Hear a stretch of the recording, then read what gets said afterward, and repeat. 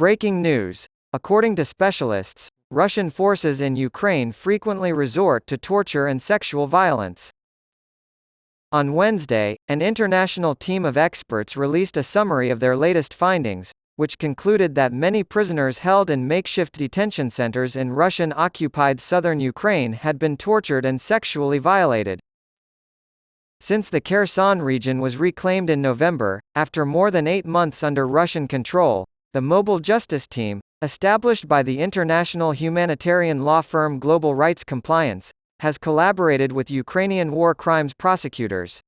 Ukrainian authorities have filed charges against 220 suspects and are currently reviewing more than 97,000 reports of war crimes. The International Criminal Court, ICC, in The Hague may try senior perpetrators, including the Russian government under Vladimir Putin. The Kremlin has repeatedly rejected claims that Russian forces committed war crimes in Ukraine during a special military operation that it claims was initiated to denazify Russia's neighbor. British, European Union, and American funding allowed the Mobile Justice Team to examine 320 cases and witness testimony from 35 different locations in the Kherson area for their most recent report. According to a statement, 43% explicitly mentioned practices of torture in the detention centers, citing sexual violence as a common tactic imposed on them by Russian guards. This number represents a significant proportion of the victims whose stories were examined.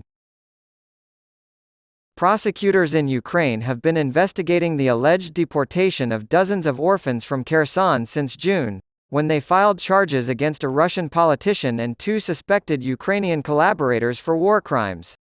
They said nothing right away in response to the new evidence of torture. Beatings and waterboarding. In January, Reuters published a report detailing the severity of the alleged torture in Kherson. At the time, Ukrainian authorities estimated that 200 people were being held in violation of the law. Electric shocks and suffocation were among the tactics, according to survivors who spoke to Reuters. Reuters had asked the Kremlin and the Russian Defense Ministry about allegations of torture and unlawful detentions, but neither had responded at the time. Despite these new findings on torture, the true scale of Russia's war crimes remains unknown, said Anna Mykotenko, senior legal advisor at Global Rights Compliance. But what we can say with absolute certainty is that the psychological consequences of these cruel crimes on the Ukrainian people will be ingrained in their minds for years to come. Prosecutors interviewed at least 36 victims who all reported being threatened with or subjected to genital mutilation or electrocution at the hands of their captors.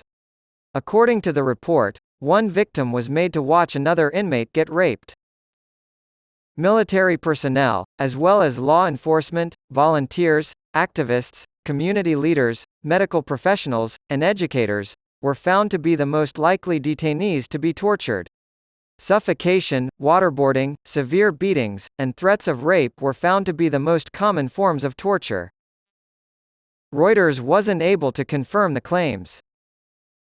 According to the team's leader, British barrister Wayne Jordash, the evidence from liberated detention centers suggests that Putin's plan to extinguish Ukrainian identity includes a range of crimes evocative of genocide.